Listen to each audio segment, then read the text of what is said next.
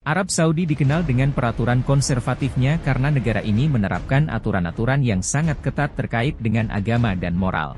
Sebagai negara yang menganggap Islam sebagai agama resmi, banyak aturan-aturan yang bertujuan untuk melindungi nilai-nilai Islam. Tetapi saat ini Arab Saudi banyak peraturan dan kebijakan pemerintah yang dinilai kontroversi. Berikut ini Mimin telah merangkum beberapa peraturan dan kebijakan yang dianggap kontroversi.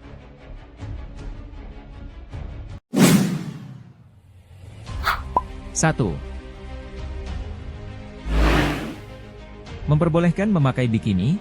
Putra mahkota Arab Saudi, Mohammed bin Salman, membuat peraturan yang melonggarkan perempuan di Arab Saudi boleh mengenakan bikini saat mengunjungi pantai, terutama di dekat wilayah kota Jeddah.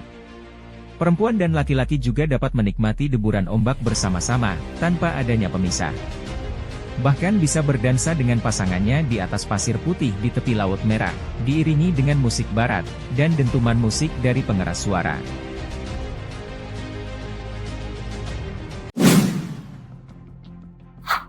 Dua. Telah mengizinkan karya seni seperti patung. Dalam beberapa tahun terakhir sebelumnya, Arab Saudi memiliki larangan yang ketat terhadap karya seni yang dianggap sebagai bentuk penyembahan berhala, termasuk patung. Namun, sejak berlakunya reformasi sosial dan liberalisasi budaya di negara ini, sejumlah perubahan telah terjadi. Beberapa museum kini telah menampilkan patung dan karya seni lainnya yang sebelumnya tidak diizinkan di Arab Saudi. Diharapkan bahwa perubahan ini akan memungkinkan menampilkan karya seni yang lebih beragam, termasuk patung, dalam beberapa waktu mendatang.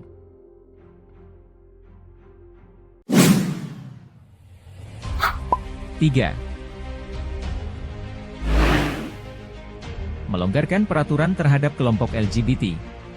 Arab Saudi kembali mengambil langkah kontroversial terkait kebijakan negara tersebut. Setelah sebelumnya mulai membolehkan patung, kini Saudi mulai melonggarkan aturan terhadap kelompok LGBT, lesbian, gay, biseksual, dan transgender. Sebagai negara muslim yang kebanyakan menolak dan memusuhi dengan adanya LGBT, kini berbeda dengan Arab Saudi yang kini mengizinkan kelompok LGBT datang sebagai turis ke negara itu.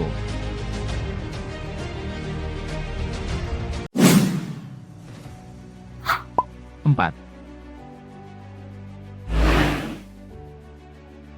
Memperbolehkan merayakan Halloween. Dilansir dari CNN, Arab Saudi kini menyelenggarakan festival Halloween pada pekan lalu. Padahal, pemerintahan kerajaan Arab Saudi tersebut sebelumnya melarang perayaan semacam itu. Tetapi berbeda dengan sekarang ini, sejak putra mahkota, Mohammed bin Salman diangkat pemimpin de facto Saudi, yang kini memperbolehkan perayaan Halloween di negara tersebut. Namun perayaan Halloween ini pun memicu berbagai kritik dari muslim dunia yang memandang Saudi sebagai pusat ajaran Islam. Sedangkan, Islam dikenal tidak merayakan perayaan Halloween yang dipandang sebagai budaya dari negara barat.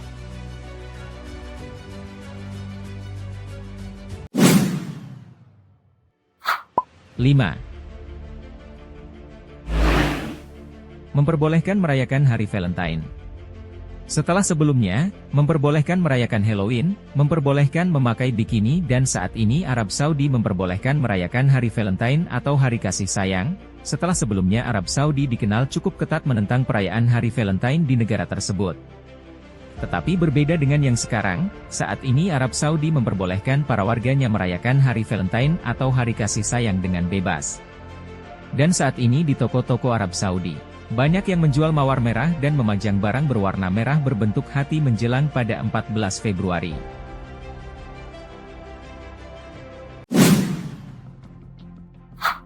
6. Membangun tempat perjudian. Dilansir dari beberapa sumber, Arab Saudi akan segera membuka kasino demi mendapatkan pundi-pundi keuntungan dari kedatangan turis mancanegara.